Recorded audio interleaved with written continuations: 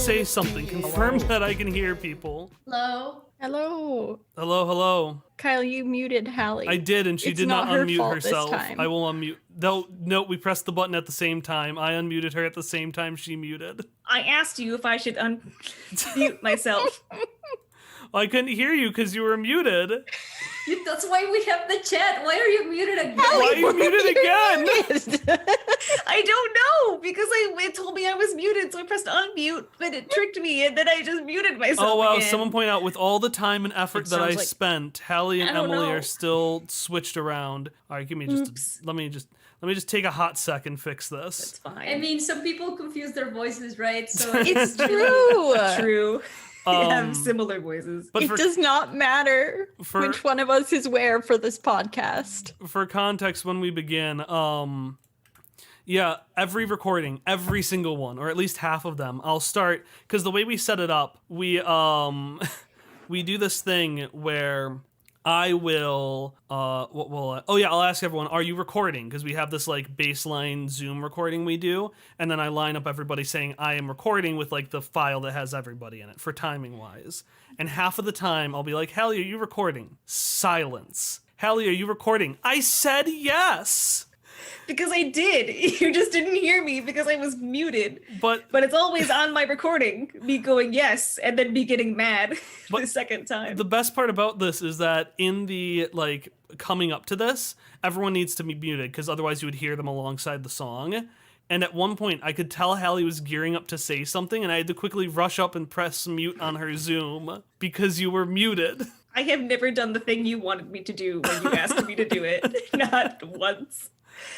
Okay. Well, hello. Welcome to our 3-year anniversary. Because 3 years ago, we released an episode with very little editing, bad audio, a microphone that was turned around because I didn't know you could do that. I recorded my audio in a video file. That was how bad it was. I've considered multiple times going back to like fix that audio. And then I remember that Tom's was in a video file, and I get mad and give up on principle. Kent, it feels like just last year it was the 2-year anniversary. Junipow, that's how time works, Kent. The older you get, the more relatively short a year is, and the faster you move to your inevitable demise. Welcome to Quest, friends. So what we're going to do is we're going to do a Q&A. We've got a bunch of questions that we're going to go over. I'm going to try to take a look at the chat while we go, because I don't... Does anyone else have the stream up? I do. No, but I can't. I'm watching the chat. All right, so Tom's watching the chat. Anyone else can, but the most part is I'm going to be going through questions that people have asked, presenting it to the team, and then afterwards... if anyone has anything in the chat that is a question, I will try to take a look at it. But again, I'm going to have some difficulty just keeping up sometimes, which is the first time it's happened. Also, hello, the Greater Vespari. That's a username. I think the Greater Vespari and potentially 05 Taylor are two usernames that I have not recognized before. I saw the Greater Vespari when we were coming in. I saw that someone had followed under that name, and I got very mad. In a good way. I like it, but I got mad. Anyways. I'm so pleased my memes have already infected this stream. Praise Malia. Oh, praise Malia! Okay, so what we're going to do is I've got a series of questions up here. We've got 35, so we might not make it through them all. They fall into 8 categories. There are 6 that are, I think, good for the beginning of the stream. There is a 7th, which really focuses on Campaign 2, so I want to do that last. And then there's 8, which I call the late questions. These are the questions that appeared after 7:15 today. And I did not put in the system because I was playing Mario, because it's a good game. So what I'm going to do... Which category do we vote on in the beauty portion? I don't know, but I'm going to put Dimitri in my place as the beauty pageant for me. So what we're going to do is, for those first 6 categories, each of us has a D6. I'm going to, in order from what you can see on the stream, everyone's going to roll a D6, and then I'm going to ask a question from that category. And then what we'll do is if we run out of questions in a category and someone rolls a dice, then we'll pull from that 7:15 or later pool. 7:15 p.m. It was before the stream. It was right before the stream. Like we were getting ready, and Yeah. By the way, I don't know if this will happen before, but I don't know if this will happen, but if our video starts buffering a bit, which it happened during the Sonic streams, it got real bad. I'm sorry for that. Just listen to it in a podcast format, something you all should be familiar with. That being said, if audio cuts out, or if everyone compared to me is a very different volume, we can't really do between everyone else, but we can do everyone versus me. Please say something, because then we can adjust that. Okay. It was Mario 64 specifically. Wait, there was a cutoff time listed? There was not a cutoff time listed for questions. I've got everything. No, I got that everything. was a question. Was there a cutoff time listed? Was there? Oh, well, was there? Oh, I get it. Was there a cutoff time listed? There wasn't. I'm actually really happy we got those questions last. I just wasn't able to organize them. Okay. Emily and Hallie being swapped. Oh, no. I swapped you, but I didn't press the transition thing. So Emily and Hallie have been swapped this whole time. Which won't make sense. Okay. I have no problem being I'm mistaken going to quickly for check Emily. and see if there aren't any other Being questions. mistaken for Hallie. Good. But people will think I have my life more together than I do. Okay, so That's no one will make that mistake. okay. Trust me on that one.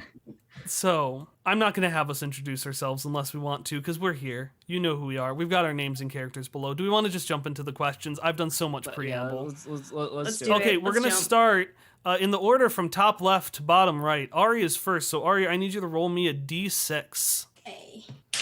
I got a 1. You got a 1. Okay, so 1 means we're going to start with thoughts on characters.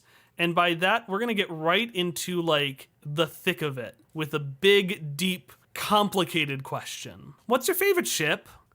And by ship, I mean romantic ship. So this question comes from Taylor. Taylor suggested a variety of ship names. I believe there was like, I don't have them on hand, but there were like names for like Shock and Misha, Everett and Jesse, Ellie and Ray, and I think the final one was Ellie and Ray and I forget the final one. But the point is, we have a lot more ships than those 4. We have a lot of ships. So I've just opened up that question to the field entirely. What's your favorite ship? For someone who doesn't know, and that I'm talking to you, Dad, a ship is basically a romantic pairing. So what couple do you like the most? I mean, I can be selfish and say that I like my character's couple the most, with Shock and Misha. Oh, with Shock Can and we go Misha. in- I mean, that's a good one. Like Do you want me to say another one? No, I think that's good. Sorry, I was distracted by them. I was fidgeting with volume and checking chat. I was like, oh Yeah. wow, was my answer not? No, I got distracted doing moderator duties in the chat when a word was there, and I just didn't know what it was. So I just stared at it like, what is this? But anyways, so no, I think that's a good one. I think it's a testament Yes, to the ship that no other ship has popped up for those characters. Like, we have had a context in which Shock has had another boy his age in his brain for a long time. Speaking Not of, before his we continue, age. spoilers wise, we're cutting it off like at the Ezra reveal. So anything from when Ezra was revealed onwards, we might talk about specific scenes, but we won't talk about big plot points.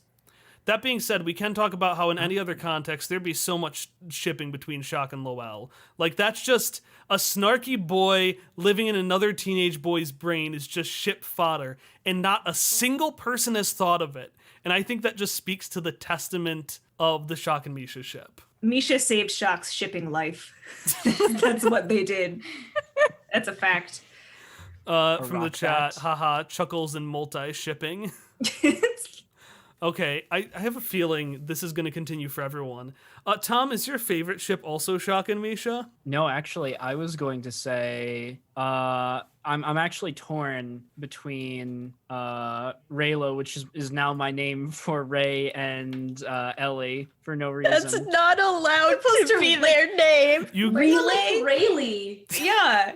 There's no O in any of there. I'm it's just not being allowed. intentionally the worst. hate But Okay. the other option was Triceratops, which I know CK had just posted in chats a little while back. I'm really fond of those ships. When there was a moment where we weren't sure. That's right. Rally is what the rest of us use because we're not terrible. Triceratops. There was a period where we weren't sure if we wanted to continue with the ship between Hop and Sarah, and Hallie was like, "But Triceratops," and That was my chief reasoning. And then you wanted to change her name at some point too, and I was like, but what if we didn't? Because I have a ship name for them already. I ship And I was like, Ness and Mischief and Hop Sarah and Hop. Happiness. Oh, thank you. I do ship Hop and Happiness. Happiness. That's why I That's the ship name of Hop the- and Sarah. What is your Happiness is the favorite name ship, of the Hallie? ship. I mean, selfishly, it's probably Triceratops. I put a lot of work into that name. I put a lot of worry into that ship. But Zosha is so pure and was also so accidental. Nobody planned on that. It just Not even slightly. organically happened. And I think that's super cool because all the other ones were planned to some degree because they're with NPCs or they're of NPCs. But I also really like Jesseret, what I call Jesse and Everett. We're having some good ship names in the chat. I'm not going to keep interrupting yeah. people, but we got some good ship names in the chat. Anyway, I'm looking at them. I'm very pleased with them. I would say those are my top ships, but I also really like Ray and Ellie. I don't want to cheat and say I have a lot of favorite ships, but I have a lot of favorite ships, and they're all valid. what about Stopper? Well, that one's not a valid ship. That's not like it's not even valid. It's literally not valid because it's not valid. It didn't happen. Stopper being Lorraine Stiles and Hopper, which was a ship I realized we pushed a bit too much when people got into it, and I was really afraid that when it was like, no, this is an abusive relationship, some people would be like, but we still like it though. But then Sarah came into the picture and everything was okay. Anyways, Everything is okay. Emily, I'm going to leave it with you because Ellie has 2 ships. And I want to know here definitively. This is not. I was not gonna pick either of Ellie's ships because I am not picking between those two. Okay. I do really love all of Hopper's crack ships. So for context, there was a period of time in the early days of the fan Discord where Hopper got shipped with everyone. My favorite, well, it's tied. There's between the character of Joe, who's the shape-shifting guy who turns into Sexy Hop. That was a ship. But my favorite, and there's a fan fiction out there written by someone in this chat where it was Hop and Don, and it was talking about how Hop was admiring Don like as he single-handedly carried out unconscious Vera from the heart of Charmande. Just said he noticed something very important: dem tasty muscles. And it's by far my favorite ship. That's my I'm also answer. fond of the, We the dog have ship. quoted that since that fan fiction Yeah. came out. I once put in a Patreon sign because I just needed to. We're getting just long no's in the chat. Cringe culture is dead. All right. I ship. My ultimate ship is. Wait, can I pick it if it's not technically canon? You can pick whatever Ships you don't want. have to be Listen, canon. shipping is all about avoiding canon. That's true. I ship Zoe and Megan in a queer platonic relationship. Who says that ain't canon, baby? We all know that's canon. Okay, Like, good. we know it's not because explicitly that's, canon, but like probably, maybe not. I don't know. like it's just they're buddies. They're good pals. It's important. Okay. Yeah. Homestuck has already emerged in chat. Okay, Emily, roll a dice. Roll a dice. We're moving Roll on. a from dice. this. I'm rolling a dice. This is the original dice that I used for Ellie. 5. 5. Category 5. This is miscellaneous. And this one actually is going to be for Emily. So this question is for Emily. Let me shift it here. This one is from a listener, from audience member Taylor. The question is, for Emily, how did you learn to draw so well? I grew up doing art constantly. I ended up going to school. I changed my major a lot of times, but in college, I ended up creating my own major in children's literature, more focused on the illustration side. Didn't listen to anything my professors told me about good art, and drew a lot in my spare time. All the time. All the time. All the time. I've been working on these really detailed pieces, and I'll just stay up for hours at night sometimes. Not lately. I've been trying to sleep better. Sleep is an important, as Persona 5 has taught all of us. Having a healthy and consistent night's sleep is important for achieving All right, any of time your to pivot goals. to a Persona 5 stream because we've all played it now, We've except for tricked Emily, all but of she you. had to watch it 3 times. Okay, I'm gonna roll mine. Mine is category 3. Category 3 is miscellaneous behind the scenes, and this one is for me. I did not just roll one for me, I swear. This is actually what happened. Rigged. Let me figure out what number it is so I can change it in my little thingy here. For Kyle, and this one is a pretty lengthy one. For Kyle, how do you balance, and this is one that I would like other people to jump into if you have thoughts. For Kyle, how do you balance integrating the backstory / ideas that the players have for characters with the own ideas you have for the character's arc? How much of the finished product is one versus the other? Well, you know, it's really a fusion, unless it's Tom, in which I'm mean to him and I ignore all of his ideas. So here's how it happened. So everybody came in with a character, and they told me what they wanted to know about the character. So, for example, with Ari, Ari had just come off the back of Ari was trying to redo a character that his big critical issue was that he had too much backstory. So Ari's like, I'm going to give you nothing. I've been awake for a month and I have this one scene. And I'm like, okay, I'm going to work off that. Hallie had nothing. Emily had, I'm Ellie from Up, but I'm really Carl from Up. And also that was all I got from Emily. And then Tom had the most distinct version of his backstory. His was interesting because he had specific things he wanted. He had a specific scene in mind, actually. I think it might have been I asked for that scene later on. But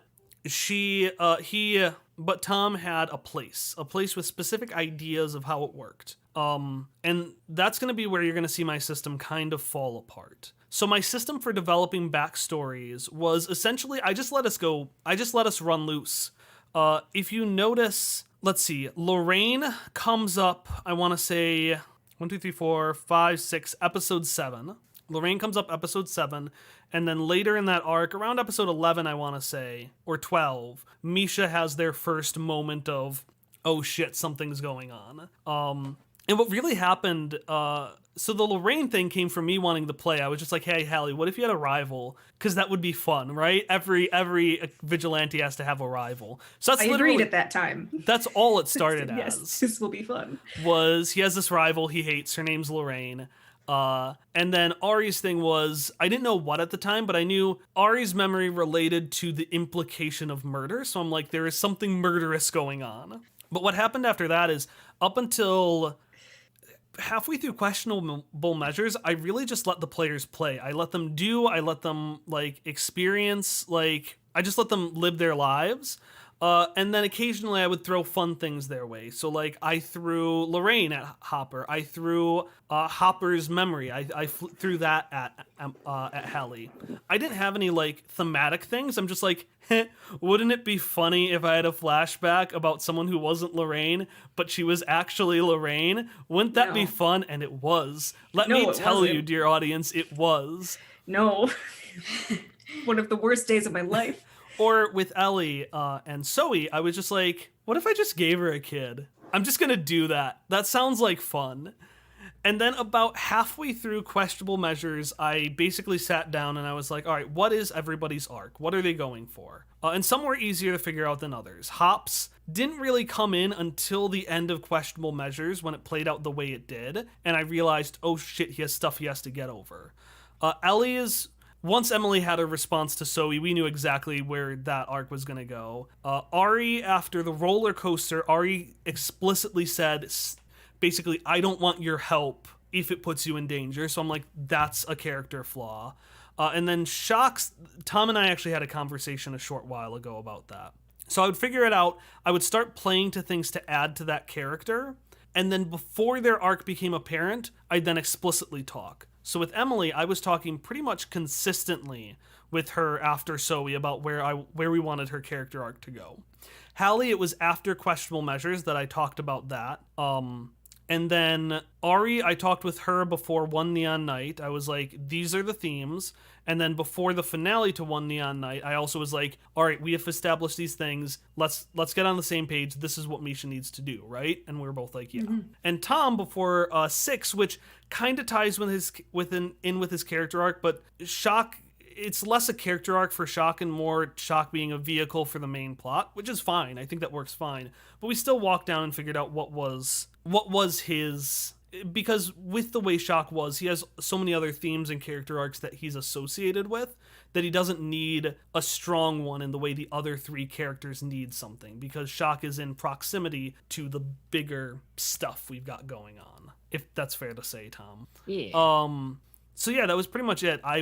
We spent about a year just playing with characters, me throwing things their way, and then once people started responding, once we had done that fun back and forth, I was like, what does them responding, what has this led to? And so you can see that manifest in the backstory episodes, where the first backstory episode was very loose. I was like, there is a crime going on, Hallie, and you've got to figure it out. Whereas with Ellie's, it got a lot tighter, and with Misha's, it got even more tight. And Shock's memory is going to get very, very tight, because the further on we get, the less the backstory is, even though every backstory sets up the next arc, early on, there was less for them to work off of, so they could be whatever. And as we've gotten further on, there's been more for them to live up to and work off of, so they've been more structured around that. That was a lot longer. I've rehearsed this answer, and that was a lot longer than my rehearsal.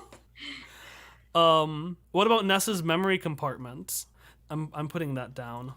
Live show. Bonus, right there. bonus episode, Nessa's memory. But it'll probably be accidentally deep, but I just like Nessa's memory. He just grifts Hamish when Hamish shows up in Key for the first time. And it ends with him meeting Shock, and he had just gotten away from grifting Hamish, who, yeah, because I was going to say, Hamish gets the worst luck. Nessa's memory would be a bunch of 2-bit cons that don't work, but they might work against Hamish. He might be one of the few. I don't even know what Nessa's memory counterpart would look like. That's all I have for it. But it could exist. That would be funny. It was a long con. When Ness was it like... was a long con! Ness says that. It turns out the episode's 5 minutes long. Ness doesn't think, rolls a single dice, gets caught, knocked over, knocked unconscious. See, I imagine in keeping with Sarah's original inspiration that Ness is just like Tony from An American Tale, and like his memory is just like guiding some other hapless kid around Key, pretending he knows what he's doing. When he doesn't actually help that kid move along their story in any way. No, it has big crossover That feels energy very because right. the kid he walks around is Shannon Iggins from The Cookie 2. He just trusts the small robot child and gets grifted. Oh, no. But she would Anyways, Shannon. does anyone have any more thoughts, or Tom, is it time for you to roll your dice? I guess it's time for me to roll my die. I got a 3. Got a 3. All right, we are still in miscellaneous behind the scenes. Yeah, actually, let's talk about this one as well, because this one is pretty closely related to what we just talked about. So let me swap it over. All right, where are the places in the story that could have gone seriously different directions, and how would the story have changed for the long term? I am going to let all of you talk about the one Ari reminded me of, because that one still makes me mad even if it's better. The one I'm going to talk about is Lorraine. So my original thought to this question was, haha, gets on my rail conductor's outfit, toot toot, time to go on the railroads, kids. It's always been planned out, which in many ways it has. Earlier on, there was more freedom, but especially now, because we're working off of what we set up, so I can pretty well predict where things are going to go, and the players will follow me along on it. That being said, Hop wasn't supposed to lose to Lorraine. He was not. The big heist, so the heist that ends with the, oh boy, Lorraine has masterminded everything and everyone's in a big pickle. That was intended. That part was intended. Hop getting stonewalled by someone in an Anine costume for 3 turns before being crushed in rubble as Misha Jarvis single-handedly solves the entire mystery. That was not intended. So the moment Lorraine basically tells Hop, you know what? I'm breaking up with you. Misha Jarvis's friendship ended with Hopperscotch. Now Misha Jarvis is my best friend. That was not intentional. I was just like, that's what Lorraine would say. She called him Simon. Right. I remember and that. that was the shift for me, where like I obviously knew where Cubo was, but I knew that if Lorraine called him Simon, Hopper could not rise to the occasion. So I had to do that. And so because of that, that basically set up the entire crime and courtship arc. Yeah. I've mentioned multiple times that Lorraine is based on an abusive relationship of my own. That wasn't intentional, but then the end of crime and courtship the end of questionable measures kind of happened, and Hallie and I talked and were like, yeah, I guess Hop's arc is about getting over a bad breakup now. Oops. Didn't know that. Oops. Which I think was very strong. It ties in with the overall themes of the story, but it's a time. It was a time that happened purely by accident. Yay.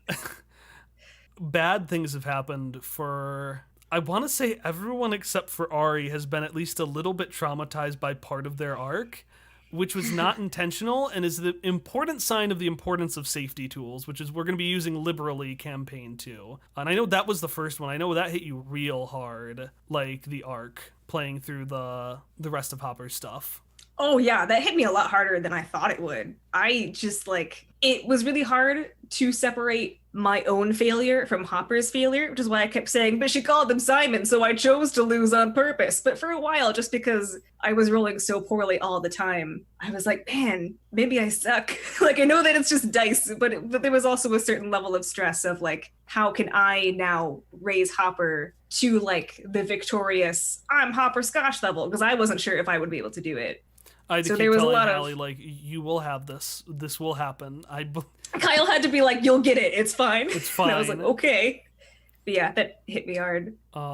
Or, that part of an arc that has 30 minutes of robots talking to each other. Oh, last episode. That wasn't intentional either. That fucked us up. Without going into detail really about the most recent episode, there is an extended flashback early on that was meant to be 10 minutes long, but then I basically got really anxious after the previous episode got recorded. I called it quits, and I was like, I can't continue.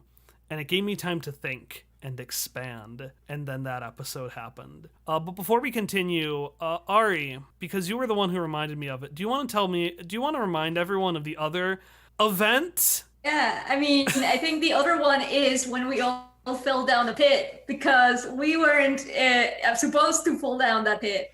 But then that changed a lot of things, because of that is, at least for Misha, because that is when Misha lost their memories momentarily again. That's when the gears happened, which how that went.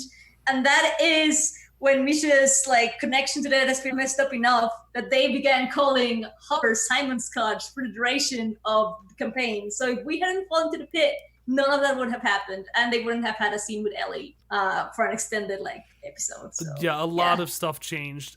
Everyone was just going to go down with Vera and do stuff, but then that changed, so everyone split into 2. Misha got their part of the arc. Don appeared. I don't think I was intending to have him back.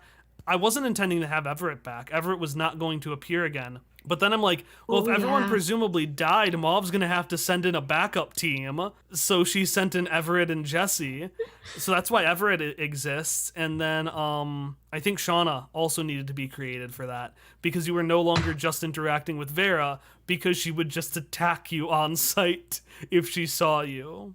I guess another things that happened there was the flashback phrase that you used later on, the what is die happened during there, it wouldn't have happened. Yep. The almost leaving Misha scene in Tales from Fasten would have happened potentially, but not there, because it would have happened later on the story after the roller coaster episode. So a lot of things would have been different.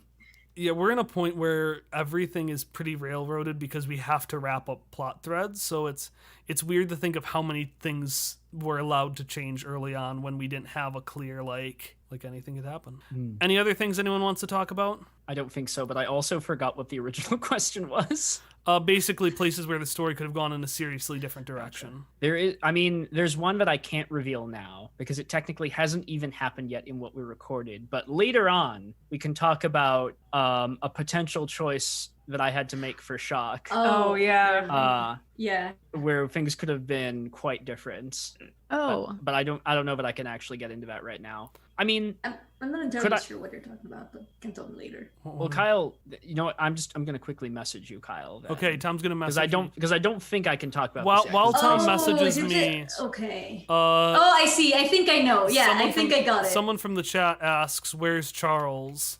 Referring to our good son. I go. You see in the podcast below, or where he goes? I think that's a Kyle, little should I too go close grab to him? spoilers, Tom. No, yeah, I agree. That's what I was saying. It's a shame that the timing is what it is because that would have been really fun to talk Yeah. about. But I think I know wait what you're for talking about. later. Actually, yeah. But it's like very co-current with where we are in the show. Yeah. From the- Yeah. Okay, I got it. Mhm. From the chat, is it really railroading when it's done well and there's some flexibility? First off, thank you. Second off, I choose to think of it as like roading.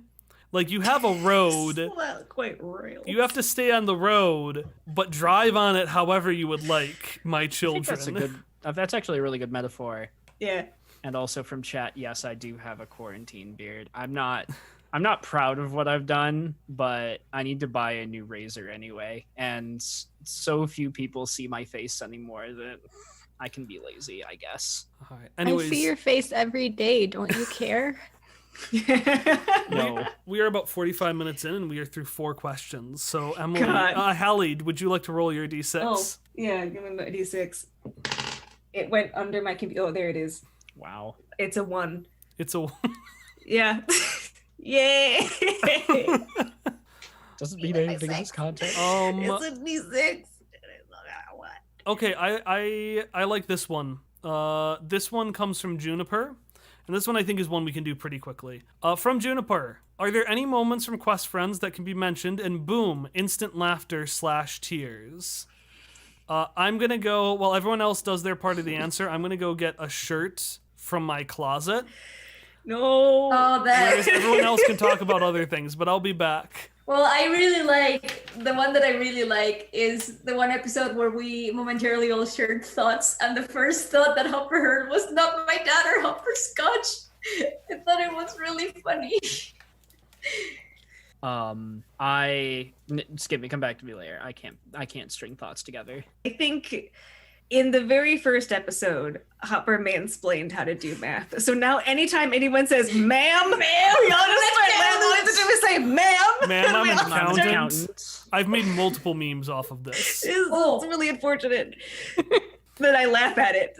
Have we talked about the man in the gears? Not yet. It not gears. a No, we thing. didn't talk about that one. Why? If you want to upset Ari, just make a meme about Misha pushing a man into the gears I during. feel so bad.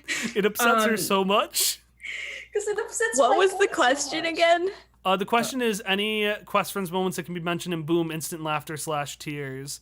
Also, one thing from the chat, will leftover questions be answered somewhere else? I don't know, but I'll think about it because I think it'd be fun to do. That being said, so at one part, I make a gift for everyone every year. And so every anniversary we get a gift. So I got something this year. I can't say what it is because Hallie hasn't gotten it yet. Our first year, everyone got dice bags. And the second year, I put in a quote. Because there's a scene during the thing, which Ari was the one who got it to meme status because she just loved the quote. Where Hop is talking to the Aenean, trying to like get his way, like the Aenean costume, trying to get his way up to where everyone was fighting regular Bob. And he's like, he tries to make it like an argument. And I'm like, all right, give me a roll. And Hallie rolls like a 6. And so I just responded. No. But also, like, your edit was so good because I think you stopped the music there for a second. It's like, no music. This is amazing. I want everyone to know that he presented these shirts and I got very mad when he gave us these shirts, and he gave them to us in person. We had met up for a bit. And then I wore that shirt in the airport on my way home from that trip. And I was selected that time for the random mandatory security search. So I was like trying to go through a thing, and the guy was like, no. and I got really confused, and a whole bunch of things happened in my head at once. And then he went down to my shirt and he was like, "Your shirt says no." And I was like, "Ha ha! Yeah, it does." And it was the worst. I haven't worn that shirt except for during last session, and I will never wear it again during a session of Quest Friends or in public. Everything after questionable measures has been Hallie relishing in other people's pain because she's... Oh, it's been so wonderful. I love it so much. Well, she also really relished. Well, no, never mind. She wasn't that gleeful about Zoe. I just love Zoe. Yeah. Yeah. Like that was like a cute Yeah. thing to be like aha about, but this is like Ellie's consequences of her direct actions. Like those are funny. I love those.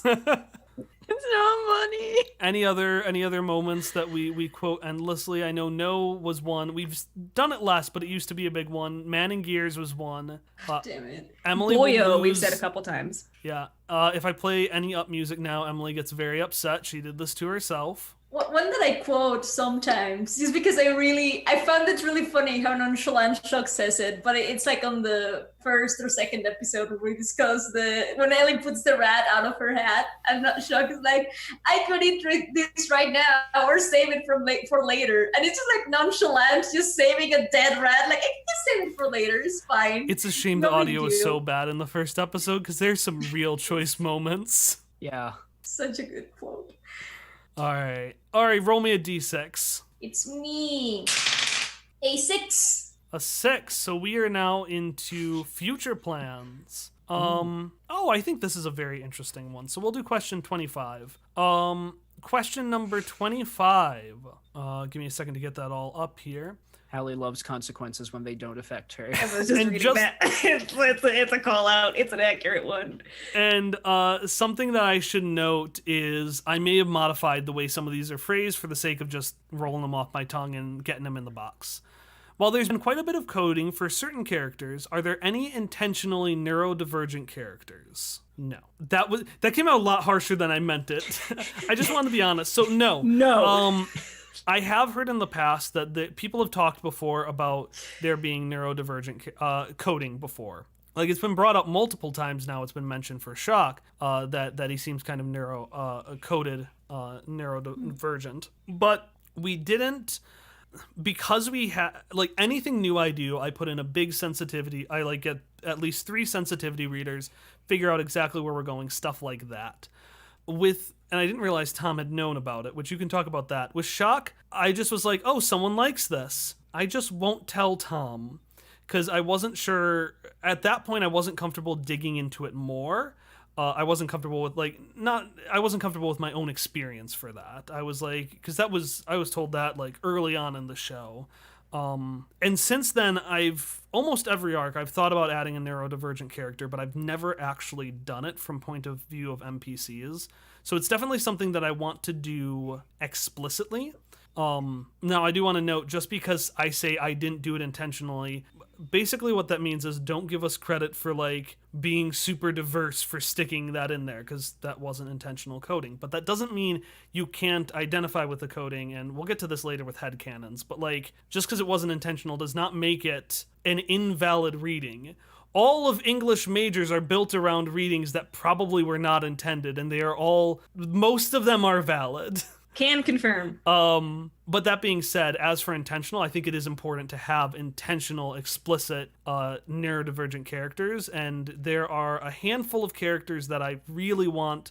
At this point, we really don't have new characters to add that aren't robots, and adding any marginalized group as a robot character is tough. But when it comes to our mid-seasons and campaign 2, there is a list of things that I want to make sure to explicitly include, and neurodivergent characters is on that list. Yeah.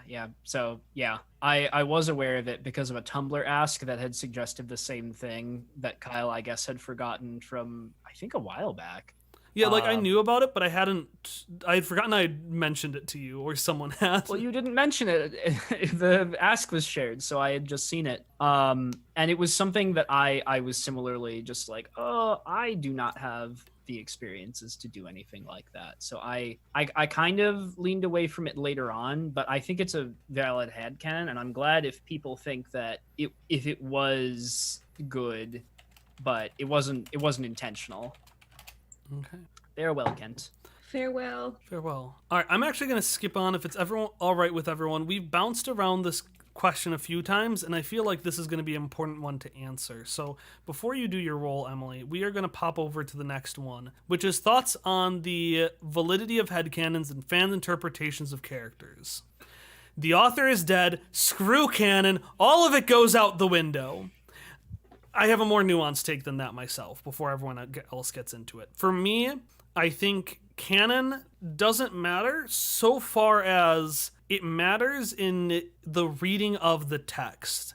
Like, if you ignored certain parts of Quest Friend, if you ignored, say, all of Hop's arc and was like, well, I headcanon that Lorraine apologizes to him later on and everything is A-okay, that would like ruin the theming we had there about abusive relationships and the point of getting away from them. That's something that obviously you can do what you want, but that's something that I, as like someone interpreting my own fiction or someone else's, would be like, I'm not a big fan of it. That is the only context. Besides that, anything we don't explicitly say, fair game. Headcanon is whatever. You don't like our finale, you want to headcanon it to something else? Go ahead. As I said, for the importance of theming, I think it's important to look at what is explicitly in the text. But for just engaging for fun or for what you think would have been like a better manifestation of the themes and ideas, I think headcanons are extremely valuable. I have lots of headcanons that I like to believe in. And like, I once read a book that argued that the characters are only truly alive when the book ends, because then they start to live in the minds of all the people that read them. Like, they have these new, different experiences. They can become literally anything. That has always been something that's stuck with me. So I think headcanons are good and valid. I like them a lot. I think, I think the big things for me that I only hesitate back on is if you're interpreting the text, look at what's in the text. And then the other thing, there's one other thing I was thinking about. It was about the text and thematic interpretations. Headcanons are good. Oh, right. Don't give us credit for something that we didn't put in there. Like, for example, Taz. The Adventure Zone now really is racially diverse in its comics, but it is not in the text of Taz Balance. Nobody's race is described. There's no variety there. So it's great that the like fans interpreted that way and really had a very racially diverse interpretation of the cast. But that is something I will not and will never give the McElroys credit for, because that's not in their text. So they don't get credit for that, even if they embraced it. Mm-hmm. So basically, it's very good, but we don't get credit for it. You do, because you made it. I'm ranting a lot. Does anyone else have any other thoughts? I have very strong feelings on headcanons. Yeah, I don't have a great deal to add to that. I agree with your... Yeah, mine are pretty much all the same, except like I just think headcanons are so fun because it's interacting with the text, in your own way. And I think that's super cool, and I think everybody should be encouraged to do that. All of my headcanons come from a place of... I think this finale ignored the themes of the story. Here's how I would have done it in a different way. See, that's what I was going to add, is that like no one can ever own a story, and so if people think it is made better in some way, then that's a valid headcanon. Many people may disagree with that particular route, but it's okay if that's how you want to picture it. Like, for example, in my headcanon, at the end of Star vs. Forces of Evil, they don't suddenly just start calling the magic realm the magic. Like your grandmother asking you, have you been playing the Nintendo again? Are you winning, son? I also have my... Kyle is so mad about the ending of the show, but anytime he's reminded of it in any way, the rant begins again. I hate the ending so much. What were you going to say, Ari? Oh, no, I was going to say that, I'm not super far into it, but I also have already imagined a better, in my opinion, headcanon for Amnesty for the parts that I've listened to than the way it's true, you did give me that they were told by Griffin. But anyways. Yeah. It would be so much better. Anyways. I really like this from CK Fabe in the chat. All tacos are valid. That's referencing a character from the Adventure Zone. All tacos are valid. Feels nice until all of the fan and tacos are thin, white, and cis. The eternal tech/fandom struggle. Yeah. It's never mind. If you were going to say something first, you can go ahead because I Wait, never have sis? composed thoughts ever. No, that's fine. Oh no, yeah, never mind. Because like when I say no one has ownership of a story, that isn't to say that like all interpretations are equally good. Like Kyle was very explicit and like if you have an interpretation that makes the story worse, it's like why have you done this? But I mean beyond consensus, beyond like someone's arguments, it's I can never say a thing coherently ever. No, that's fair. Oh my god. I think we've all gotten very, very emotional about headcanons here tonight. We have a lot of feelings about many headcanons. So many. I like to think that all of us also have good headcanons. I like to believe so, except for my terrible ones. I don't know if I actually have terrible ones. I actually align with the actual like fiction of the story most of the time because I see it going away. I'm like, yeah, I like that. Okay, sure. Like basically all of my headcanons relate to these characters were queer all along and the writers definitely were teasing that, but fuck you. It's explicit in my mind. Every character in Fire Emblem Three Houses. Every single one. Except for like, I don't know, Leone, Ingrid, they're probably straight. One last headcanon from me. Very important. My headcanon is that none of the Star Wars sequels were made, except for the one deleted scene where Finn defeats Captain Phasma, and it's so much better than anything in The Last Jedi, because it's a very good scene. In my head, that scene and nothing else of the sequel trilogy exists. It's got lots of good things. I just really like that scene, and I'm really mad it was cut. Emily, roll. Another 5. Another 5. Miscellaneous. So we talked about Emily and drawing. Okay, we do need some... Actually, this is a very fun one. So this one, it also comes from Juniper. This is one of our miscellaneous questions. This is one I know we've talked about before, but how many people have you met in real life that knew about Quest Friends? I feel like we've met at least one person. Ari met one or two. I feel like Ari's friends in Salt Lake City ran into people. Well, no. So it's not. I mean, I basically a coworker's wife. I know she was like, "Oh, I heard about Quest Friends in the test thing, and now I'm listening to it. I'll let you know what I feel about it." And then she never told me anything after that, so I don't know. But I really don't talk with her that much. Oh, no. Well, didn't Peter run into someone? Like, didn't Peter message you once to be like, oh yeah, I ran into someone who was like, you heard about this podcast called Quest Friends? I think so. Yeah. Because I remember we were like, had met up. I think it was when we were in Minnesota together, and we were driving to like the bumper polo place, and you got the message from Peter that he had just met someone who knew about Quest Friends. I think it was also like a coworker of his, but that's true. Yeah. And then, I mean, this is not like meeting a stranger, but like a friend from back home like knows about my podcast and listens to it, which is weird because I never told him about it. So that was nice. And I don't know, I don't post it on Facebook, so I don't know where he saw it. So that was nice. From my experience, at cons, we often get told, oh, we've heard about you. So we're the show that people vaguely recognize when we say our name, which is actually, I'm happy with that. That's always a good feeling to hear. A solid place on the totem pole. All right. I'm going to do my roll. That was a quick one. I just remembered, I knew Ari had a story, but I couldn't remember what the story was, and it was the Peter one. I mean, I think I vaguely, Yeah. Well, and then when we went to C2E2, we met. Well, we met someone who was coming to see the show, I remember. Oh, yeah. Mm-hmm. Okay, number 2. This is in our thoughts on performance. Let me... Okay, I like this one. We're going to do question number 7. Question number 7 reads, when I can get it up there. Do any of you feel your roleplay has changed over the years you have done Quest Friends? If so, what are the things you think have influenced this? Yes. Yeah. Definitely. Yeah. I guess because I thought about it a little bit. I think for me, I at first used to do a lot of like, for instance, Misha is going to say and then say the thing, and Misha is going to do and then do the thing rather than just kind of do it or say it.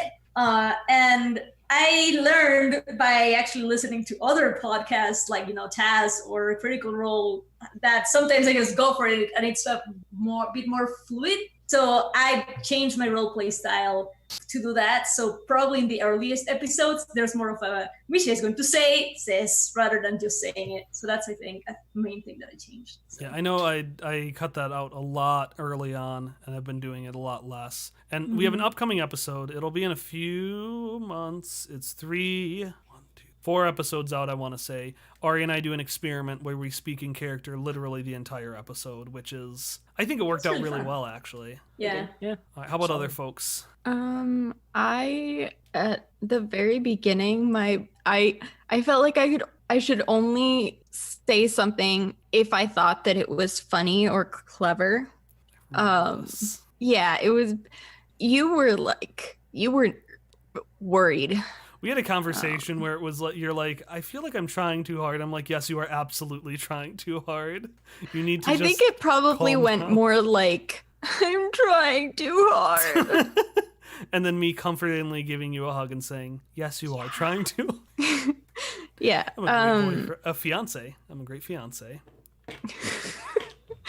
I'll let you continue. But yeah, I got more comfortable with just talking, and like it doesn't all have to be good or what you think of as good and then realize is bad seconds later. So Absolutely. like I just did there. Hallie and Tom, save Emily. I feel great. like I became a little bit more precise about Shock's voice as time went on, because I came to realize more and more that having a strong voice was important to having a strong sense of character. And in like non-recorded games, what I did on the side where I didn't have clear and consistent voices, I never really figured out the character, and they just meant nothing. Can I have an addendum before Hallie jumps in? So yeah, I did not do this on purpose. I just realized it when I listened back to older episodes. But I eventually developed the voice for Misha because I didn't remember that at first I didn't have it. I just had the like cadence. And so then I was like, wait, I didn't have the voice until when? So I don't know. But that wasn't like an intentional thing. It just happened. And I'm glad it happened because I like Misha's voice now. So Everybody else has these really great voices and these like, at first I tried to do this, but now I have grown into not doing that, or I do it a different way. And I'm over here like, I don't know. Like, I don't really have a voice for Hopper so much as a cadence. Part of that is because I can't make my voice sound like what I would cast as Hopper Scotch's voice, because I have a very high-pitched female voice so I have to rely on like cadence and the way that I deliver words to be Hop. But sometimes it does sound like me, and there have been times where I have said something as Hallie and we splice it in as a line of Hop dialogue, and it works really well. But jumping off of that is something I know what you're thinking of. That is something I have been better at. Like, I think if your mindset, even if you don't necessarily have a voice, or even if you're feeling like you need to jump in with something funny, if you reel yourself back and just imagine yourself as that character, it becomes easier for anything you do to be indicative of that character, so that even if you do something accidentally, you can say, oh, well, I will just channel my own energy into this character that I've created. Mm-hmm. And then that will give that character more depth and create something really cool you maybe didn't intend. So I have gotten a lot better at accepting the choices that I make and being like, it's done. And then as for me, GM and player, I'll try to go brief. I know I ramble. As a GM, I did a bunch of one-shots before this, and they were all basically, here are big set pieces. It's like, you're going to be here, then you're going to be here, then you're going to be here. Here are sets of locations. And something that I've realized is very important for me is a sense of place. I need to visualize where someone is, even if I don't say it. I need to know in my brain. Otherwise, I'm just not comfortable with it. I took that approach to the first part, Turing Town. It was meant to be a one-shot. It wasn't. It got a lot longer, a lot faster. But that one I designed a map, and I designed a town. And then everyone ignored that map, and that town went to one place, and I was like, well, I guess the plot is happening now. So then I cut that pretty quickly. I've gotten a lot more, and I don't think this is necessarily better, I've got a much better sense of what would fit in an episode. But lately, that means I've tried to fit things into that episode. So I've gotten a much better idea of a flow and structure and how to keep things going, but sometimes that's a curse. As a player, it's absolutely a curse being a GM because I have a much better sense of, ooh, here's something fun that could happen based on this. So we've been doing the strange lately, and Tom can attest that basically every 5 minutes, like, wouldn't it be funny if this happened? And like at one point I got a bunch of ciphers and I messaged Tom, I'm like, hey Tom, can these weapons be from the gang that Hallie's rivals with? And sometimes it works out, like that was great.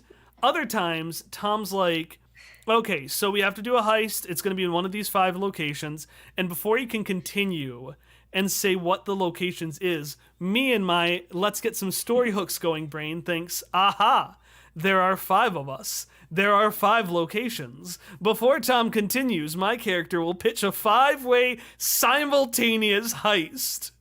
Thought it was going to be great, and let me tell you, it was.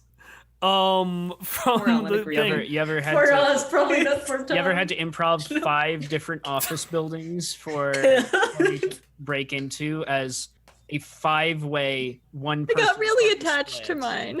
I liked mine a lot. It was great. Well, I think it worked out for everyone. I made sure that each of them mattered. It's just only one of them actually progressed the main plot. Okay, quick question. This one will be super quick. It comes from the chat from Junipow. Can Kyle, anyone do some character voices? Yeah, I'm going to do one because I've never been able to do it because I did it for an audition once. There's a character from Ace Attorney that they were doing like a dub of, and his name was like Paul Atchison Wimperson. And I thought really hard about getting this kind of sniveling voice, and I like it a lot and I want to use it, but I'm running out of characters. Unless J. Kell could have this voice, Tom, but I feel like Tom will veto that.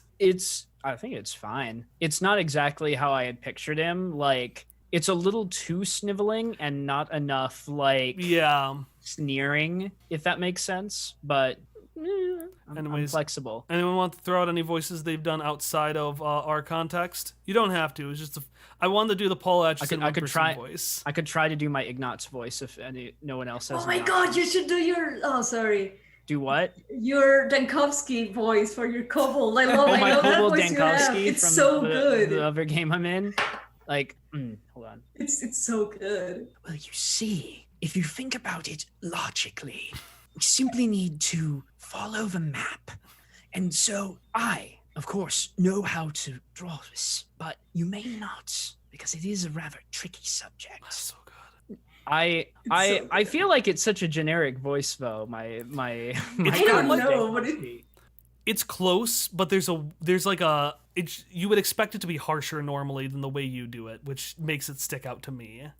When I was originally like practicing it, I like would hiss more on my S's, but I eventually dropped that both because I forgot to do it and because I figured it would get annoying. But I'm glad you guys like it at least.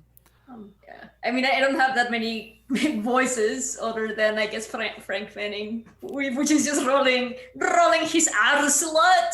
Something like this. Can you do lay detect stuff? Ooh, Yes, do lay. That Do lay. fucking voice. Yes. This has been a long time since I tried to do lay detect stuff.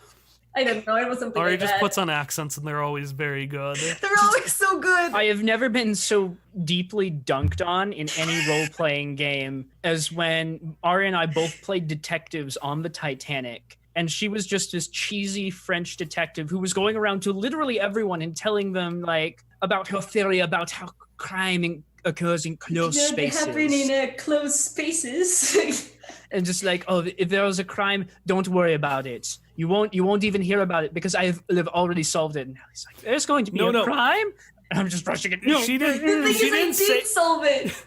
Yeah, Lay did not say you won't know because you won't solve it. It's like there'll crime be happen, but don't worry. Once it has occurred, I will solve it. Yeah, he was very adamant on it'll happen, and it's a good thing I'm here for what And it I does. solved the mystery of where the little like stone thing. It was a stuffed whale. Was And it? she Oh my God, actually it did was the solve round it completely. Yeah. She solved it 100%, solved the mystery. Yeah. I think we were both dunked on, Hallie. No, we by were Lay. because then I spent the whole next day because I did it in 2 parts redoing the order of things I needed to happen because Ari knew things and I was like, okay, Here's a new mystery for you. The laundry was taken out. Like, I had to do a lot because Ari was too good at solving mysteries. But the chat is asking me to do Lorraine, and all I will say is, wait for Among Us, and you'll get as much yeah. Lorraine as you want. Any voices that Emily or Hallie wants to do before the next question? The problem is that I can't do voices. Do the Ness voice, Hallie. Ness is all I got, man. And I have Ness only because I play Ness in Super Smash Bros. And they go PK Fire every time I actually press the PK Fire button and do my little side B. And then I just started doing this. We were like, well, the robot's gotta be Ness. It's all I have. I can't do any other voices. I'm getting better. Like, Oh, for Cookie I Crew, do can have sound. one voice. And it's a voice that Tom and I do together. Yeah, I know. Do it. I am your fish wife. Kiss me on my fishy fish lips. This is, what's her name? Mifa. Mifa Character in Breath of the from Wild. Breath of the Wild. One of the champions. She really has a big crush on Link, and is like, I will serve you, and it makes me so uncomfortable. Kyle, kiss your fish wife. No, So- I love so yeah, we just- Saidan, my fish husband. We just bully Kyle relentlessly anytime Mifa comes Your up, fish husband ever. is a much better pick. Oh, absolutely. Oh, We only ship Sidon and Link in this household, not Link and Mifa. all right. I have one question before we have Tom roll. Hey, Kyle, what's this pin you've got on your shirt? Well, I should have advertising music. Anyways, well, dear viewer, my face is not visible for some reason. Let me change it. Your face is visible to us. All right, well, not on stream. Anyways, well, dear viewer, this is the Hopperscotch enamel pin made by our artist, Mandy Robertson. It is a replica of Hopperscotch's new hat that appears at the end of Crime and Courtship. This enamel pin, a $5 value or something along those lines, can be yours if you subscribe to us at patreon.com/questfriends by the end of October. Essentially, each year we do like something for the Patreon backers to encourage subscriptions during our anniversary. Last year it was a Shock and Misha sticker. This year it is this little enamel pin. So I got a whole bunch of them in this box. I got like 40. So essentially, if you subscribe to the Patreon by the end of October, and this includes people who are currently subscribed, you'll get one of these nifty little enamel pins. And I just think they're real cute, and I like them. And so you would like them too, okay? Well, if you like something, that means every single person is going to like it as well. So yeah, I got a whole bunch. Any extras we have may go on sale at a later point, but it'll be at like a con, which, considering how COVID is going, won't be for at least a year. And I don't even know when we'll go again after that. So if you're interested in having this now, if you're interested in having this before the campaign ends, subscribe on Patreon. Again, $1 level or above, any subscription, whoever is subscribed at the end of October, regardless of how long you're subscribed, will get it. Okay, Tom, give me a roll for the next question. I got it too. You got a 2. Let's take a look at our 2s. 2s, thoughts on performance. Oh, this is a fun one, and I can't be involved in it, so it can't go super long. Let me just take a moment to get this question up. I thought this would be a lot more straightforward. There we go. Okay, for the PCs, what's something your character has done that has made you really proud? I don't know if proud, but I really like the balls of ants moment of just tossing it, like the one where when I threw it at at the blue fairy. I guess that's not the most of it. But No, I like that's not a big plot point. You fight the blue fairy and you throw balls of ants at. Yeah, and I really like that idea. I don't know. I thought that was really fun, but. It was really fun. I like that you threw it at her. I really love the line beforehand where you were like, I I think thought of you as yours friends, soldiers. but also as soldiers. And I guess there's other things that Misha does later, but those episodes have not been released yet, so I can't say. But I'm proud of the one moment. Yeah, But, there's some yeah. real good stuff. And again, we can talk about scenes and stuff so long as they're not too relevant to plot. I have a feeling, because the next arc is yours, Ari, that pretty much everything is real relevant to plot, but just a reminder for everyone. Yeah, it's just like the finale. You know what I'm talking about. I'm proud of that, even though I knew it was coming. Finale gets real bad, but then it gets real good, and Ari did an outstanding performance, and really carried those last couple of episodes. Very strong. Thank you. What about everyone else? I'm not a PC. I can't speak, although I am. I feel like the thing, I know this is sort of recent, so it may be within our spoiler fold, but I feel like the thing I should say is Shock and the Nano Spirits recently.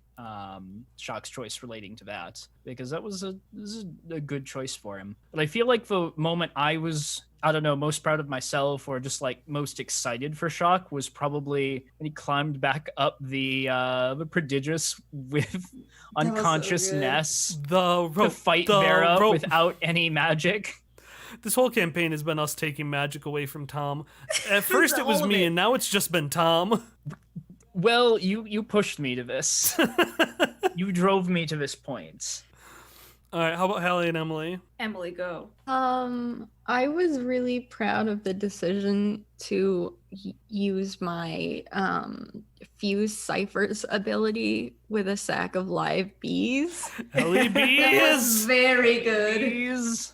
Rising with her bee wings. Which is also the same episode as the throwing the ball of ants. That was just a good the fight. It's a Jagged very good Dream fight call, was a that. very good fight. Yeah. Hopper got like a 20. It was a good day. Yeah. And some recent things I think went well. You also had a good performance during. Yeah, it was also very good, but we cannot disclose things.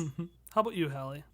Back before the dark ages of my dice existence, after the pit, when we split up, it was Hop and Shock ended up like glued to the wall and crying, and Hop came in and just bonged Vera on the back of the head with a pipe, and I was super proud of him in that moment. I was like, yay, he's like doing the hero vigilante thing, he's saving the day. And then that like never happened again until of course the Jagged Dream fight, and then the 20 that I rolled with the At the end of the Crime and Court. at the end of the so that was fun. But I'm also really proud of Hop for the ant farm that he made Misha. Yeah. He's very proud of that ant farm. He Oh, worked very Misha hard on loves that. Misha loves it.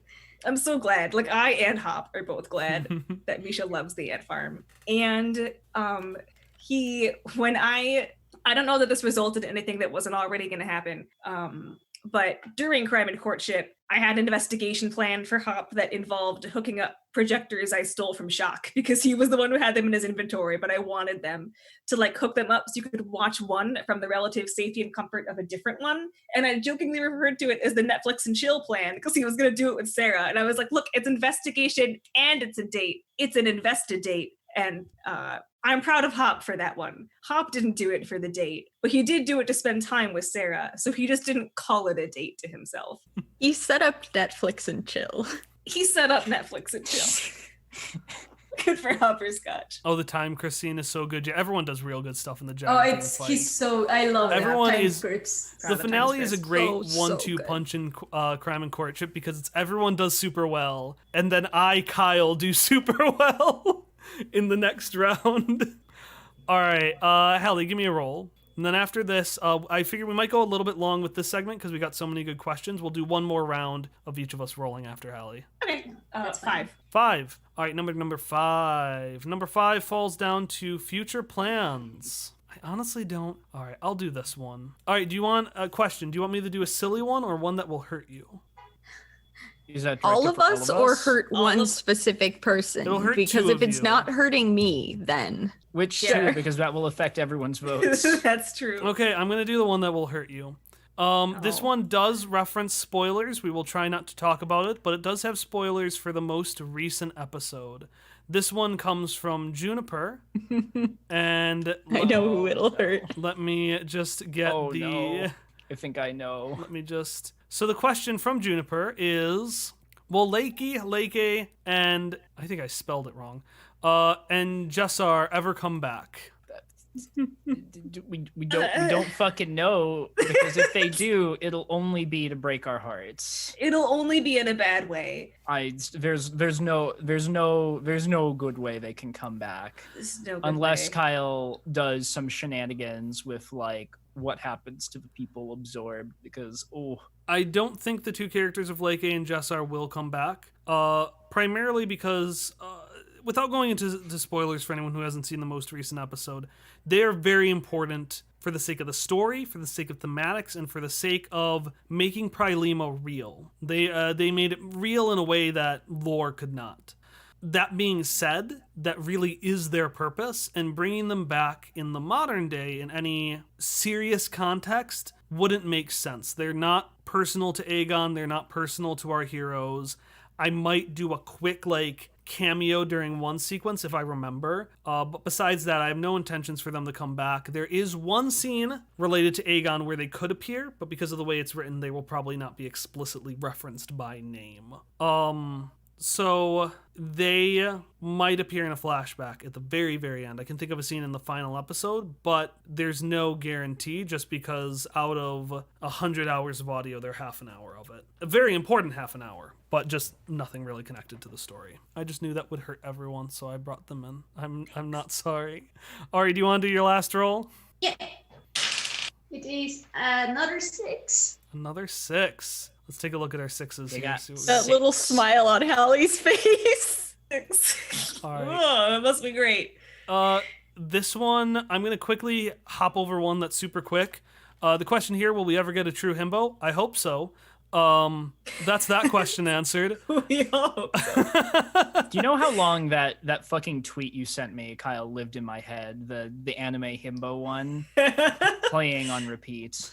All right, can learn from their let's mistakes. You could even talk about politics on the internet. I'm trying to think of this one. I'll do this one. I think this one is really interesting. We have 3 questions from Jim. They're all very interesting questions. 3 questions from Jim, 3 questions from Dad. That's right, I'm calling you out on stream, Dad. This is your question. And they're all real good, but this is the one I'm going to do. How do you come up with the story arcs? That's right, it's a me question. Aha. Story arcs. I had the general thing plotted out at the beginning. Quest Friends was supposed to be a 6-session game based on Tom's the Strange, where we went to a new place and did a new thing each episode. So the general structure was literally based on that. I'm like, episode 1, they're going to go to Turing Town. Episode 2, they're going to save Mr. Mako. Episode 3, they're going to have a bit of tangent while Mako does something to get the Apocrypha on his tail. They'll go to, some literally underground market. That's a cute idea. Episode 4, session 4, they will go to, it wasn't going to be Key, it was going to be Bodrov. It's a city that lives on top of a pillar. It's essentially the same as the Prodigious, but it's technically land connected. Episode 5, Misha's arc, and then episode 6 finale. And then just each of those turned into arcs. So that's pretty much it. From the beginning, I had it set up, and you're going to go here, and this is what's going to happen related to the Apocrypha. They were all based on getting that Apocrypha story moving. And then since then, what I've done is basically, I, from that point, just threw in character things. So Misha's arc, I was like, oh, well, Misha's arc number 5, we'll resolve it then. It's a bit of a slow burn. It's a whole 4 sessions, but that's fine. And then 3, the underground market, I literally did not have a plan for that. So I was like, let's throw Lorraine here. That's fun. She doesn't really fit in anywhere else, so let's just be like, oh, they go off, buy some stuff, and Lorraine is there. What a fun story. What a funny story, Mark. And then I basically built the city around what is a city Lorraine would thrive in, and that's how Ruletia came to be. Yeah, that's pretty much that. Emily, I feel like nobody else really had anything else for the arcs, story arcs that they wanted to bring up. All right, Emily, give me a roll. 4. 4. Okay, 4. And for everyone, if you want to look at the chat, if there's any questions you want to go over, let me know and we will touch on it. Let's do this one because you rolled Emily. I think it'd be fun to give you this one. It's technically for all of us, but it is really an Emily question, which is, have you given any thought to what was Ellie's childhood like? Yes. And I started thinking about it when I, on the fly, decided that like I didn't have really backstory for Ellie much. But as we went through her memory, I started thinking about what she was like. And it's just gremlin. She was just a gremlin. Like, I have not thought about her parents because I couldn't really figure it out. But she was lost and raised by the Tyrannosaurus. I feel like your default Ellie child. from Up when she was a kid. Hair. yeah, And that's all. I feel like your default child personality is Gremlin. What child? because my will- default personality is gremlin.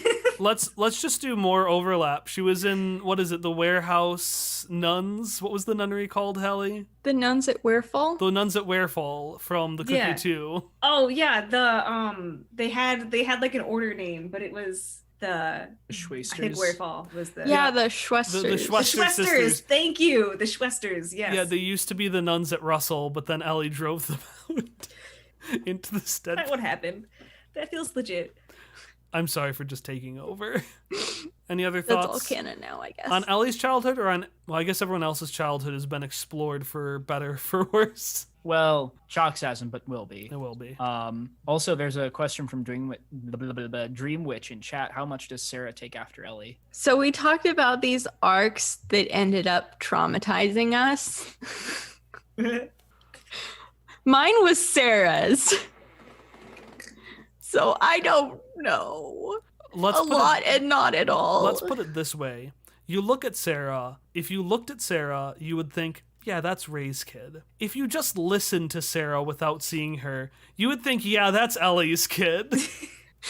Yeah. Sarah really idealized Ellie and took a lot of lessons to heart. She was already down that road, but there's a reason she is who she is, and that reason is Ellie Badge. Anastasia, Okay, like- ironically, did not take after her mother. She took after Ray, I guess. She has a bond with her Aunt Ray. She did not take after her mom, Her mom's who I just a named. wine Can't mom. remember. Her mom will never come up, Her but mom's she's, just a wine mom. but she's Yeah. a wine mom, and I love that. Okay, She's off exploring the world. I've got mine. I'm going to do 2 questions super quick. They're both very tongue-in-cheek, but I find them very important questions to ask. First one, I don't see Quest Friends nominated in any of the categories in the Audioverse Awards yet. Why don't you talk about the awards and try to move us to action? Get that advertisement music playing again. Do it. Audioverse Awards. They are audio awards, specifically for audio fiction. They have 2 categories. They have written and they have improvised. And they are, yeah, they're just an award ceremony, a big way of like, basically people nominate and then people vote.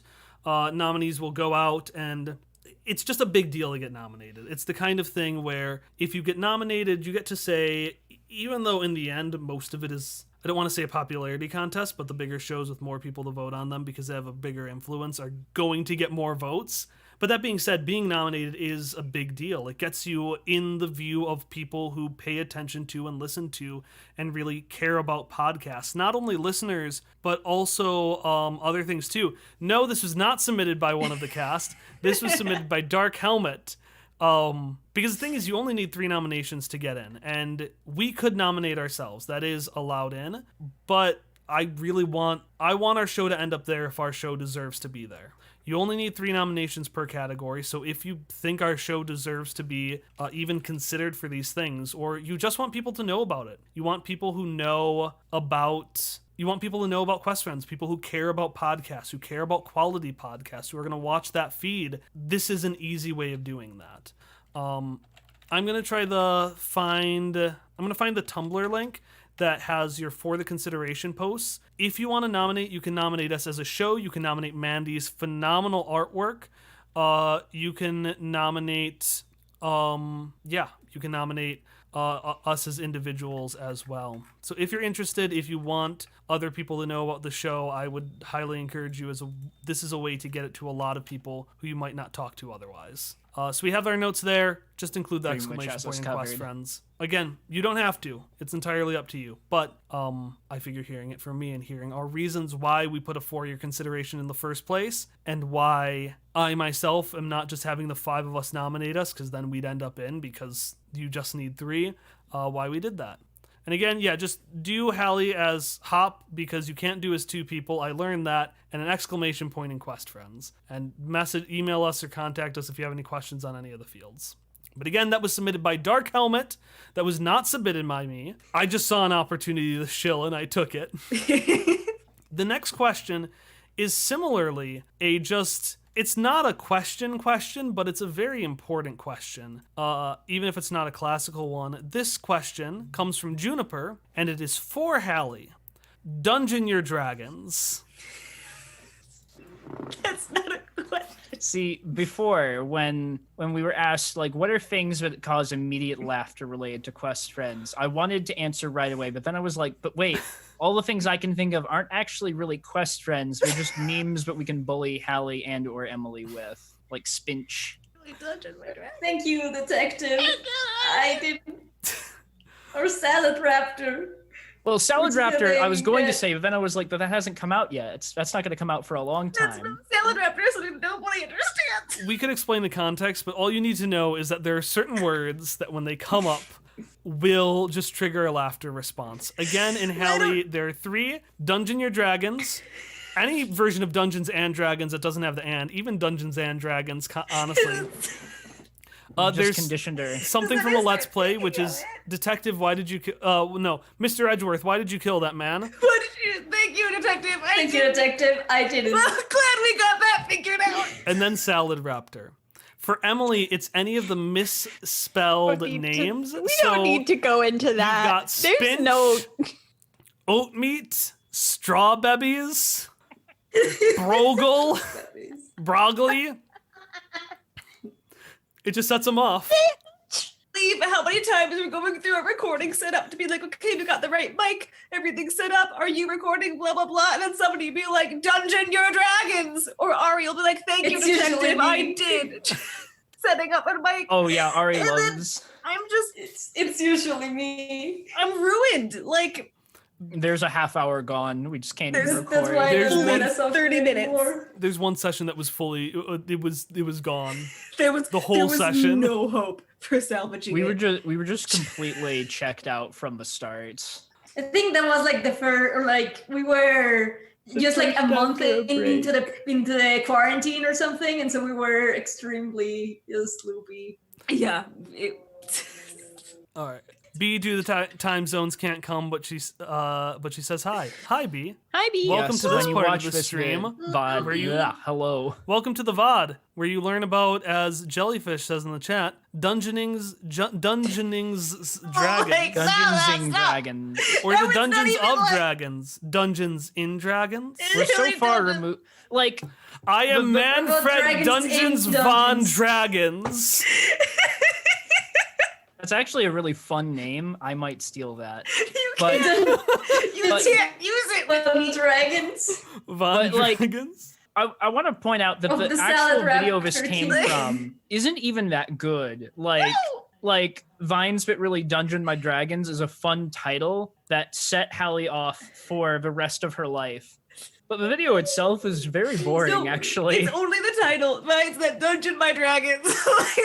Hallie, don't read the chat, because I'm going to read it for you. It's too late. Dungeoning I Dragons, have it pulled Dungeons up, like, of Dragons, Dungeons Explode Dungeon Dragons, of Dungeons Dragoon. with Dragons, There's like so many Dungeoneer the Dragoneer, Dungeon of Dragoon, Dragon ways. Your Dungeons. Dungeoneer the Dragoneer. That sounds dope. I would watch that. What I love is that we say this, and then Hallie just keeps like repeating and saying variations of it while laughing, like Dungeons, Dragons. Wizard of the Coast. It's very Wizards of the Coast good. was a mistake. That's all I have to say on the matter. Dungeons of the Dragons, I think you mean to I say. also love how Hallie just disappears out of her screen. Dungeon, the whenever last she dragon. dies. Like this, it's just like a really tiny head that's just like in the middle of the thing. I've It's really very been trying to get funny. Hallie to play Horizon Zero Dawn. Maybe I should call it Dungeon Zero Dragon. There are, in fact, 0 dragons. in that game. It's Dungeons hate so dragons. nice when we're on video or audio with Hallie, because then you bully her instead of me. I mean, we bullied I can you talk about too. more oat meat if you want, Emily. I can talk about oat meat for days. Talk about that spinach. Bench. Talk about that broggle. Oh wait, right, bench. Anyways, Brandro Sprankles. Dungeons versus Dragons. Dungeons jump dragons. Let's dynamite dragons. Yeah, and Hallie will just disappear off camera, and you'll just hear her. All It's very right, good at it. before Do that Hallie dies, sometimes. because I know the chat is going to keep going for like the next 5 minutes. Tom, why don't you Next roll our penultimate rolled question? Then we've got some non-rolled ones. 6. 6, 6, 6, 6, 6. I got 6. You got 6. You need My face 60. hurts. Oh, okay. So here are some future. I'm gonna do another super quick one. Will Cubo ever be allowed to swear? I don't know. I've given this question a lot of thought, Here's and I don't know. here's the question you need to ask yourself. Cubo is already allowed to swear, but does he want to? I assume that if you ask Cubo to look for swear words or information about swear words, I feel like he would do it in a very nonchalant, like, oh yeah, these are some of the swear words that people commonly use, but without like actually He did exist swearing. in Novadia. That's a good point. Don John, your Dracons. Like it's All right, anyways, I'm gonna do one of the late questions. there we go again. Yeah, let's do this one. Let's do I think this is a fun one. Hallie, this question is for you. No. What's the story behind Hallie's unique Twitter handle? Oh, so my Twitter handle is Khaleesi. It's K and then Hallie and then C. And that's because of the word Khaleesi from Game of Thrones, except that I just put my name in the middle to make it a pun name. So it's Khaleesi. I considered changing it after the final season of Game of Thrones, but then I didn't because the pun is too good. And like I share a birthday with Emilia Clarke, and otherwise the stars just fall into place. So it's like Khaleesi, and it's fun. I'm just waiting for like there's been a lot of okay grandma memes I've seen around where it's like someone in the nursing home referencing a millennial specific meme. Yeah, everyone could see that request. I'm like, get out of here. Yeah. Everyone could see it like on the No, stream. not on stream. No, I on mean, the it's a not Zoom on Zoom. together Zoom. thing, It's maybe. fine. Anyways, we're gonna keep going while Emily steps away from her screen for a second.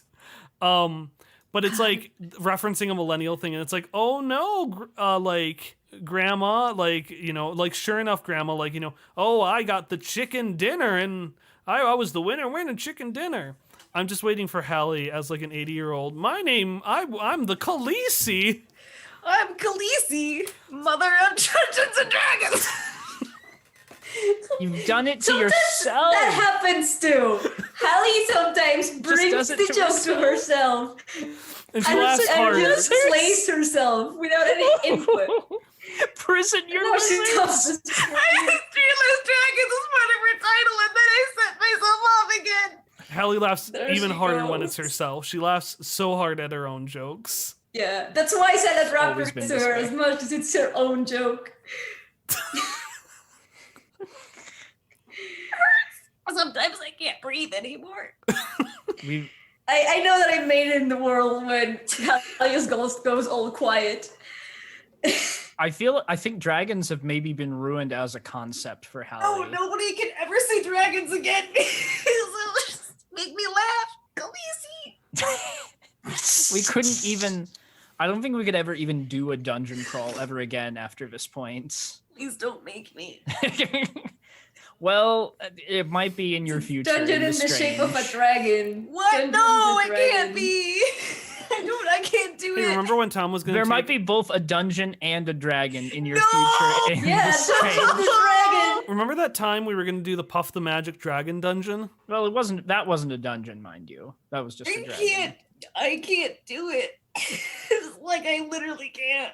I know what I have to do. I just don't know if I'm strong enough From to the do Greater it. Vespari. The dragons have been thoroughly dungeoned.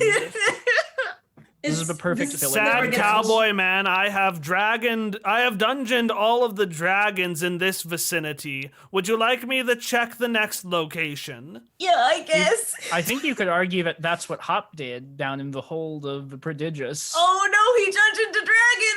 He did because we trapped it by using cars. Someone clip that. You know what? I will. I'll be the change I want to see in the world. Thank you, Tom. See, I keep pushing for questions normally, but this is just too good. Like, just let it go. Anyways, Hallie, before we get into like the final set of questions, you're the last person who needs to Dungeon a Dragon. So could you please do that? You saw me drink water. Why did you do that? Why would you drink water? I saw you drink water. I was Because like, I'm Hallie, why? Dehydrated because I'm laughing too hard. I got a 4. You got a 4? All I right. got a 4. So our last question before we get to the final one is going to be from, let me take a look here super quick to make sure I got the right one. Yeah, I think this is going to be the last one. The last one before we get to the final one. So we got some final questions about the future of the show. So let's talk about this one. If you could go and replay some of the first sessions, how would you play your character differently? I was hoping you asked this one. I didn't know where it was, but I read it and I was like, oh. Well, I would, for one, use the actual voice because it hurts when you put clips of the past things on these new episodes and it's like, ooh, I did not have a Misha voice. So I would play different in that way. But also I think I had a different idea that I ended up dropping for where I wanted the backstory to go, and I like how it ended up now. So I would have played a little bit differently with that in mind and be a little bit less angsty. I don't know. You know what I mean, right? Yeah. So that's my...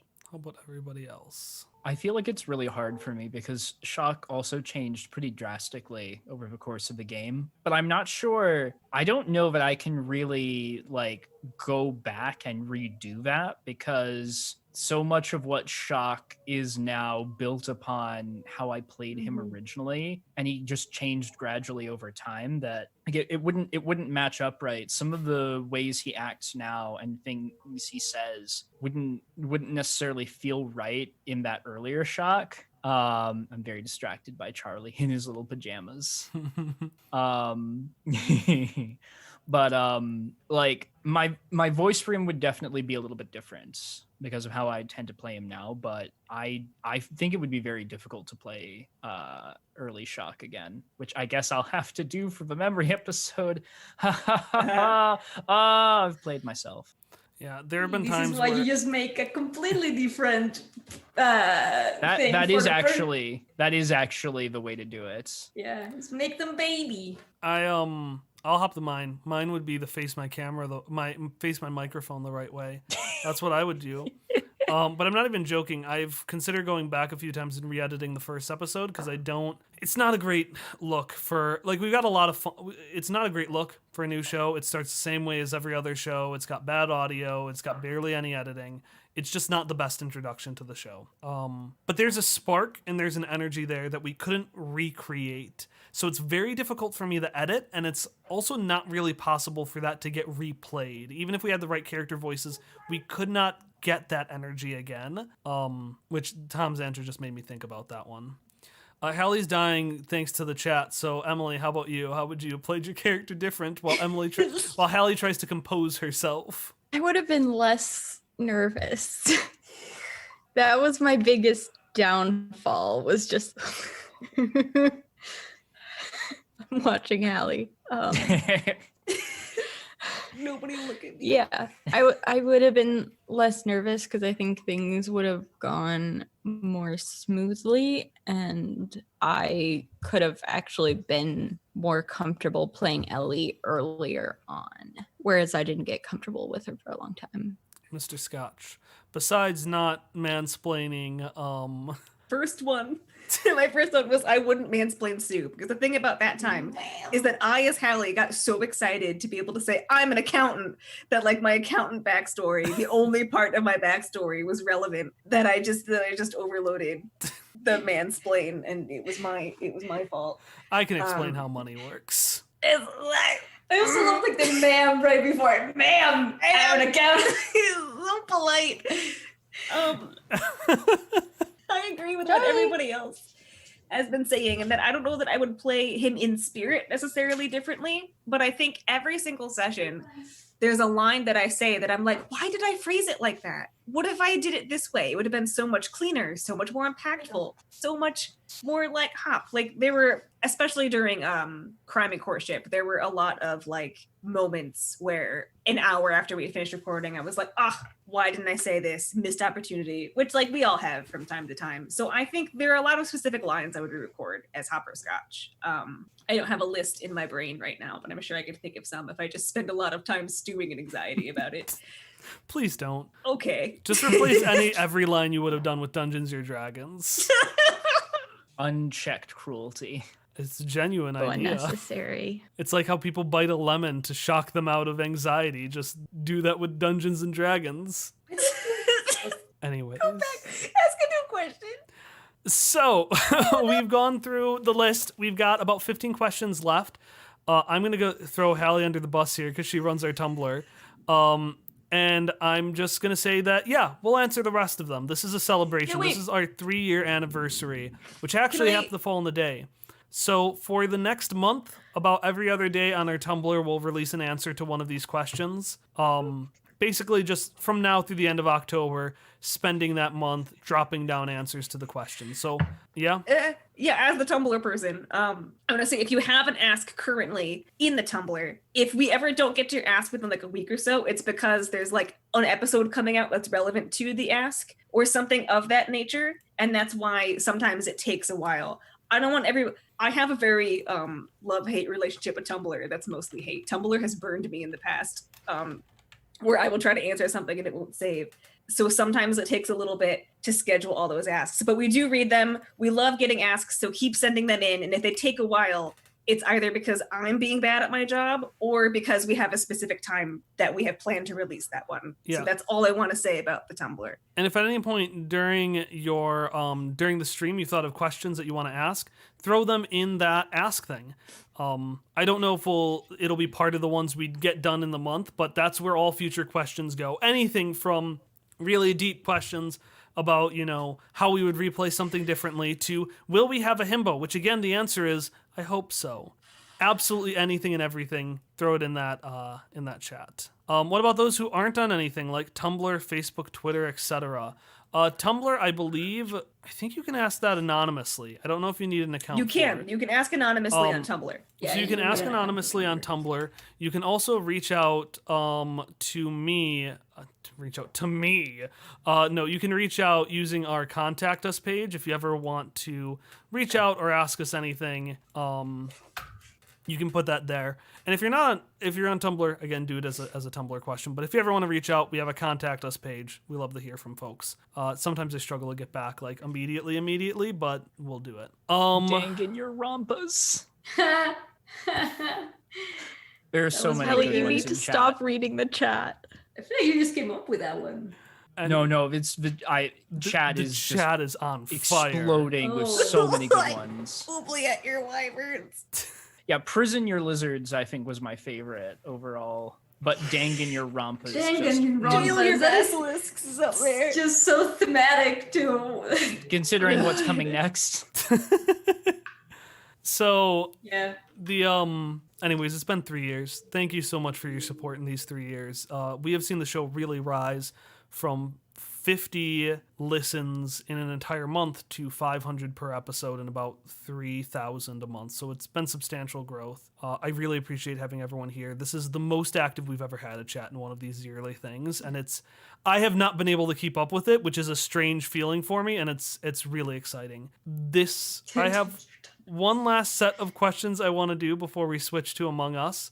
And that's talking about the future, because this time next year, we'll be done with campaign number 1. So, the questions, we had a few like these, but are there any campaign 2 or 1.5, the in-between seasons campaign details that can be shared? Yes. So, October, we're going to record the final episode of One Neon Night. There's a debrief episode every arc, we have one. The next month, because only Tom and I have to schedule an episode, so everyone is more free, we were going to, for Emily and I, my wedding, get to a nice diner and do this. Now, we might make food. I don't know what we're going to do. But we're going to have a Zoom chat where we sit down and we talk about a few things. One, we're going to solidify for sure that we want to do a second campaign. Everyone here, I think, is on board with it. They've been pretty vocal about it, but that'll be the final yes. they're going to sit down and we're going to talk about what we want to do. We've had a bunch of ideas. I have big thematic things I want to explore. I know who the main villains are. I know what the main arc is going to be. The main idea is going to be. If this campaign is all about the importance of moving on and letting things, people, ideas, relationships die, the next one is going to be, well, what does it mean to live? Where does that line, and specifically, where does that line between player and character, where's the division point there? Exploring that kind of fun stuff. So I know that, but I don't know what genre it is. I don't know what system it is. I don't know anything else. I don't even know the structure. I want to do more episodic, but we might not. That's going to be our November conversation. We're going to sit down. We're going to talk about this season. What did everybody like? I'm going to present some ideas I had, see what people are into. And then after that, we're going to run some internal games to test out whatever system we choose and whatever one we roll with. We'll likely choose a system that, unlike Numenera, has less of an established world and established rules for me to ignore. Because I want to actually have the show be a representation of the system. And our game isn't. We're off-brand Numenera. We're off-brand Cypher system, and I really want to have a game where we are the system representative of the system we're doing. In between that, we've got a whole bunch of, we'll probably have a 6-month break. I've got a few ideas for the mid-season, which I've said to everyone, but until we have that November conversation, I don't want to say anything for sure. All I will say is that in the past, we said it's going to be a mini-series run by Tom in a pirate setting. That probably won't be the case. I think we found something that's even more exciting. Yeah, I feel bad not doing that, but we will have better things in place of it. So we'll have a good break. The show is likely, campaign 1 will likely end around July if I keep my schedule, which I never keep my schedule, but I'm gonna say it's gonna end in July or June or something like that, and then it'll be about a 6-month break as we gear up and I really get going on campaign 2, and then we will have another campaign, and it'll be different, but I think it'll be just as big as this one. It won't be like Taz Balance and Taz Amnesty where the tone just shifts. It'll be a different setting. There might be a bunch of different changes to the format, but we know who we are. We know the kinds of stories we like to tell, and we're going to tell the same kind of story the same way we did. It won't be the same. That's a bad phrasing. It won't be the same story. It will be very different from campaign 1, but it'll still be something that only Quest friends could make. Any other final thoughts before we take our break and we come back to Murders in Space? All right. Thanks so much for joining us for this. I'm going to set on a timer for about 15 minutes. When we come back, we are going to be playing Among Us. If you've been online at all, you know what it is. But I'll explain it when we get there. All you need to know is that we are going to be in space. We are going to be trying to fix a spaceship, but some of us, including some guests from some other podcasts, may secretly be murderers. And you will be playing from my point of view with me, chat. You will be helping me solve or commit crimes, but also every game I will play as a different Quest Friends character that the other players will not know about until we first meet. And you're going to help me figure out who it is each time. Right. So you want Lorraine voice, you want Vespari, you want to bring back like Shauna, you want Cubo to murder people? We can make it happen. Could this be the only time where Cubo swears? Oh my god. You asked for it. We answering this tonight. Here it is. I might. This would be a context I'd let Cubo swear. So yeah. We'll be back in about 15 minutes for that. This will be up probably on Monday. See more questions on our Tumblr. And we will talk to all of you on Monday.